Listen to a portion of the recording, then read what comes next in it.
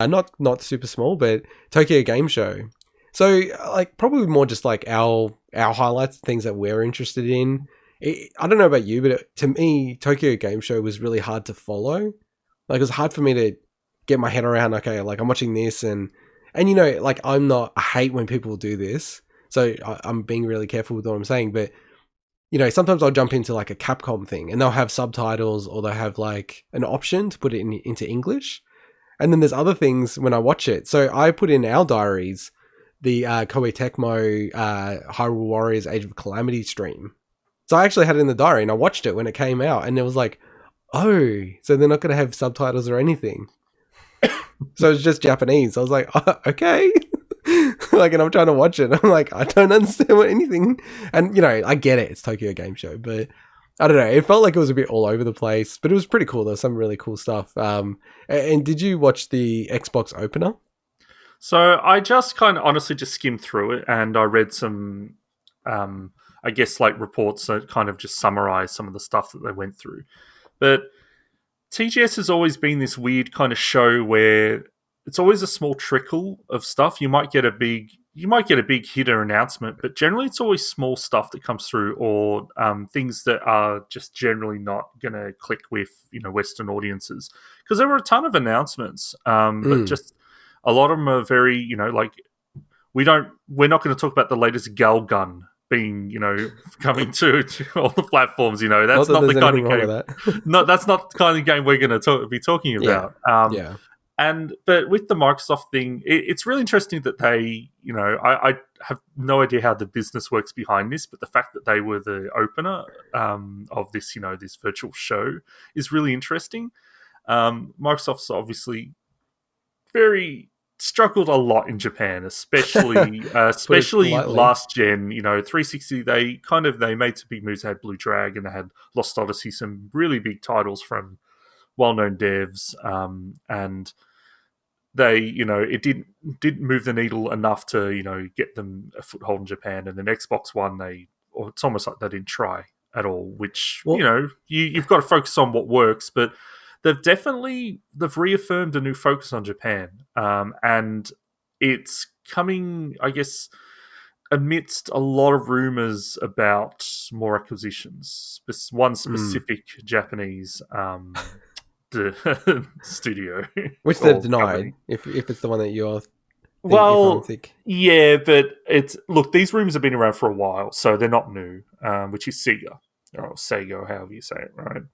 They're always the one that people are saying, oh, Microsoft's going to buy them. And it did kind of, I think if it felt like it wouldn't happen during TGS because we just had the whole ZeniMax Bethesda thing. But if it wasn't for that, there would have been, I think a lot more people would have been expecting an announcement. Yeah.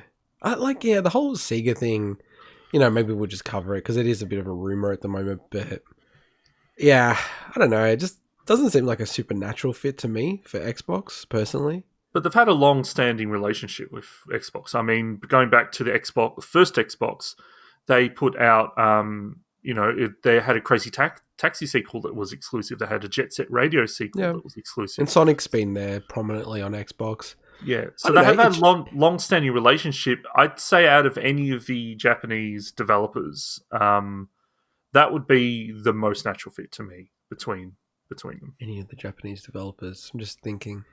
Let's say, between, let's say, a Capcom or anything like that. I think Sega makes the most sense. Yeah, no, I did look, because Sega, in a weird way, is more American. More well regarded in America than it is anywhere else in the world. Like maybe along with Europe. Actually, Europe is massive, and some people in our audience would argue Australia as well. But yeah, you're probably right. I don't know, something about me feels like it's a marriage of convenience rather than a real natural fit. It's more like Sega's like, they've always been weird with Nintendo and Sony in a way because they've been massive competitors, and now they're like a lot lower in the rankings. So, buddy up with Xbox. I don't know. It's interesting. It could happen. I don't think it needs to happen, but I'm not saying I think it's going to happen. I think that if any acquisition was to happen, if they really want to get in the Japanese market, that one would probably make the most sense. But in saying that, Sega, I don't know if they've had any huge hitters. I know they do publish quite a few. I don't know. I can't remember. Honestly, I'd have to update myself exactly what they kind of, I guess, what relationships they have with publishing and things. But it's interesting, and they had a bunch of people from different Japanese studios talking, in the Microsoft part, but I didn't look up what they were mentioning, what they were talking about. But yeah, that was interesting to open the show, and then we had I think it was last night. Nintendo Koei Tecmo. So you were talking about that. Yeah, and maybe before we go there, I know we're jumping around the order a little bit. I mean, one thing about Sega, they have like a lot of franchises that they could revitalize. And one that looks like it is getting revitalized is Virtua Fighter. Although, yes. I don't know anything else about this apart from it's Virtua Fighter X or Cross eSports, which I was like, what? Well, that is. Like, I don't know if that's just an odd Japanese thing or not. So that is all there is to know at this point. It was a really super strange way. The interesting part is that the 3D model they had of Akira, like no one's ever like that. That's a brand new model, right, or a brand new design. So it's super strange if they did that and then they just suddenly say, "Well, we're gonna be playing Virtua Fighter 5 last round." Which that was like 2010 or something, or 2012. I think 2010 may have been the arcade release. But that's how long it's been for Virtua Fighter. It's kind of weird that they hadn't. It seems like an easy win for them. Obviously you have to weigh up the benefit of the development versus how much you're going to sell, but it feels like an easy win in terms of, hey, there's a new Virtua Fighter. Everyone's like talking about it, because it's been so long. So if this, like, it seems like it's going to be a new game, but we don't know. It's super weird. Well, it's surely going to be a new game. And just talking about Sega again, far out. I feel like so dopey. I forgot that Persona is under Sony now. So like that's Atlas. Sorry, Sega, you meant? Yeah, Sega. Yeah. So that's also talking about publishing. I was thinking Persona, but I didn't want to say it because I didn't want to be wrong. No, they own Atlas. Yeah. Atlas's parent company is now Sega.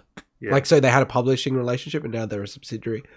So yeah, like actually, the Megami Tensei series, which is massive in Japan, and Persona's big everywhere in the world now. So yeah, actually it would be pretty attractive to get Sony under your...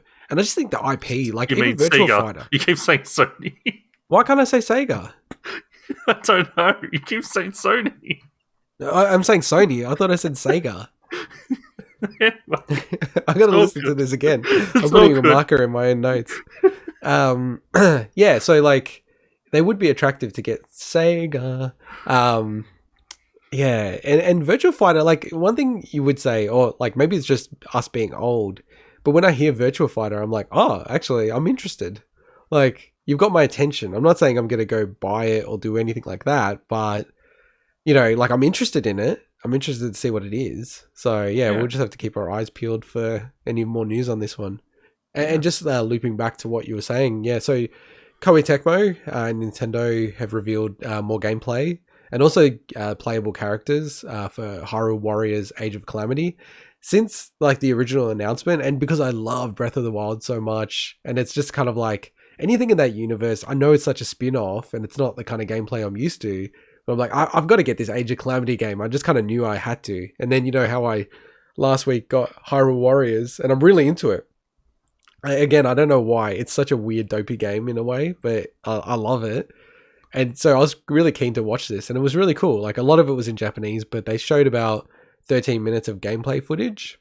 And I heard a lot of people getting really upset about it because it was a bit choppy at times and draw distance and stuff like that. But I'm just like, that's just like Hyrule Warriors on Switch, man. It's like, it's not a PlayStation 5. Like, I don't know. I struggle to sort of really understand that. But it was cool to see, all the champions have been confirmed that you can play as all of them, and it looks really, really cool, the different moves. And the thing that got me excited is that Impa is one of the playable characters. And, I know you're a hater of Breath of the Wild, and we'll go into that. We'll have a whole episode dedicated to it. I will admit I am a hater. Like, I'm laughing at it, but I am. You are a hater. I know you are. It's like, I'm a hater of Lord of the Rings. Like, that's fine. It's because everyone loves it so much. It makes you hate it more. But So Impa, obviously in Breath of the Wild, it's set like 100 years into the future of when all the kind of Calamity stuff happened. So Impa is like this old shriveled little woman. But in this, it's like not too bad looking Impa. So so she's been revealed as hey, I think that's pretty PG. She's been revealed as one of the playable characters and like really, really cool moves there. And then today, so after the recording of this podcast, and probably even around the time we'll publish, I think they're going to reveal another character that's playable. So, they'll have a suite of characters as they normally do in these Dynasty Warrior style games. A big roster of characters. And obviously in the Zelda universe, it's always cool to see who they're going to get to play. I don't really know who it will be because just from a Breath of the Wild universe, in a way, there's not that many characters. I think that would make sense to pick, but it could be a lot. They got to have the giant Korok in there, don't they?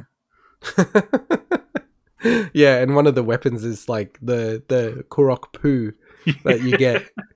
Because I told you about this, right? I think you knew about it anyway, but I didn't know about it. And I got all like 900 Korok seeds, which is ridiculous.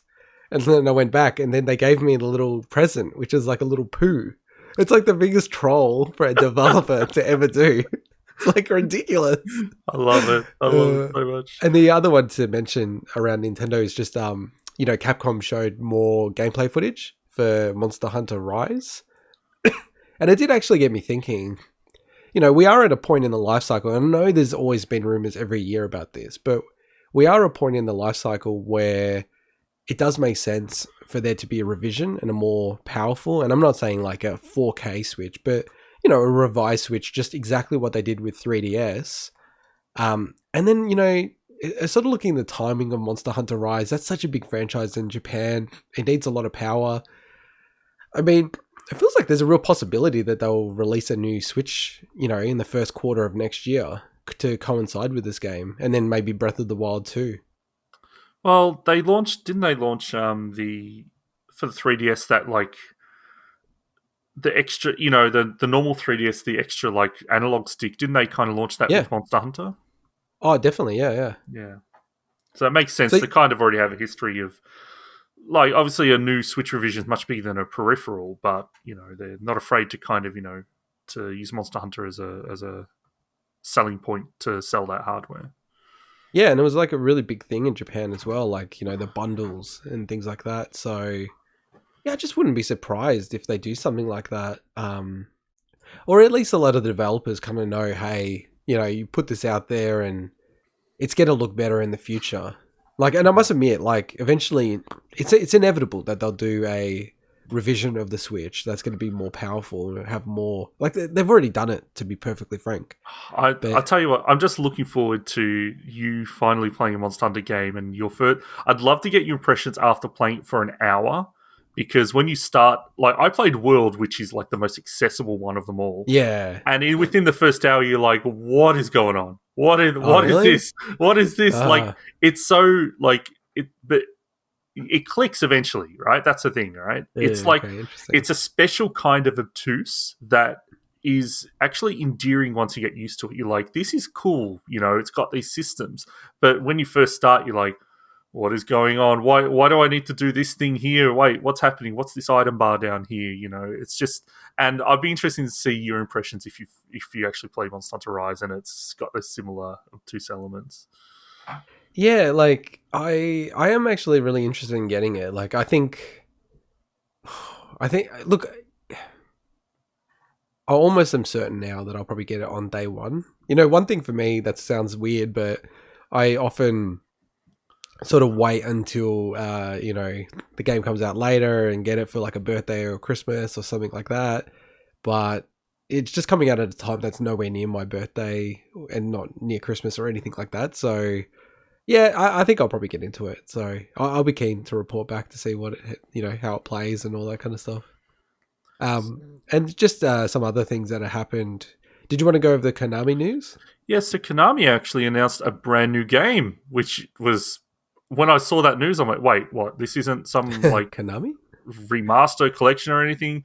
Because they also announced some of that. But yeah, they announced a new action RPG, which is Eden Zero based on a manga. I'm not going to like focus on it. I was just it was cool to see a new game from them. It looked super rough, I will admit, but I do like action JRPGs quite a bit. So, but we don't know what consoles. They just literally said consoles, no date, because they're also making a separate game for the franchise, for the manga franchise, that's on mobiles. So they just said, like, there's a consoles game and then there's a mobile game.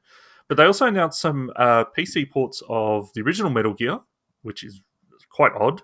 Metal Gear Solid and Metal Gear Solid 2 Substance. I'm glad they brought the Substance version, and on a good old game, so GOG.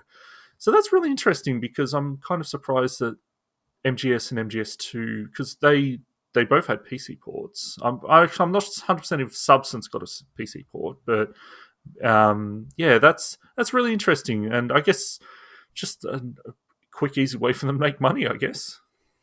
Well, I mean, it's more me. I know you're more than happy to talk about it, but there's been a lot of discussion, rumors around a remake of Metal Gear Solid for PlayStation 5. Like, there's been a lot of stuff swirling around that for a long time. And, with the whole COVID delays and all this other kind of stuff, like, a lot of the times these things, I think, maybe it is true, and maybe it was meant to be announced and maybe launch with the PS5, but it's been delayed, and they've already got these ports ready to go, so they're just like, what's the point of sitting on it for like 6 to 12 months? Maybe we just push it out, because it just seems so odd to on good old games, like not even Steam. It's just like like, why? Like, I don't know, it just seemed weird to me. Like, not a bad thing, it just didn't make sense. Do we know if any of the Metal Gear Solid games are already on Steam? We don't know. Good question. Probably should know that. And maybe that's the reason why. I don't know. I don't think Metal Gear would be, but yeah. So, well, I know that they've had bad ports in the past, and I know because I'm known to kind of avoid them, but it doesn't seem to be. Like, I'm just looking at Steam myself. Like, they've got Metal Gear Solid 5, but I can't see 2 or anything like that. No, it doesn't seem to be. Yeah, no, they don't seem to be on there. So yeah, it just seems strange to me that it wasn't going to be on Steam, like, number one. Like, everyone's moving across to Steam, even people you didn't think that they were going to go across. So yeah, were there any other things from... Oh, there was one big news from Tokyo Game Show that we'll get into next, but was there anything else that really stood out to you? Honestly, not much. I was kind of looking around. I don't know if it's just the fact that not a lot of outlets are reporting on the announcements, or if they're just so niche that they just felt it wasn't worth it. Because I definitely saw, like Tencent had a thing where they announced some, like, a lot of it's mobile. That's the thing. So I think as soon as you start hearing that it's a mobile game, it's possibly only going to be released in Japan. A lot of the outlets aren't going to report on it. And at that point, the only way you're going to really know about it, unless you go to Japanese news sites, is to watch the videos. And I mean, there's a lot of videos on the TGS channel. Like, I'm like looking, is there any that I can go through? There was one just before we actually went live with the podcast that looked cool, but it was super strange. It was like some Switch game, like a game maker game, where you can make your own platformers and sprites and stuff. Oh, okay. But it was such a weird presentation that people in the chat that were speaking English were like, this welcome to hell, population like 1,700. That was like the chat number, because it was so strange. They're just like, I've entered some weird purgatory at this point. But no other news. The big thing for me was what we're talking about now. Yeah,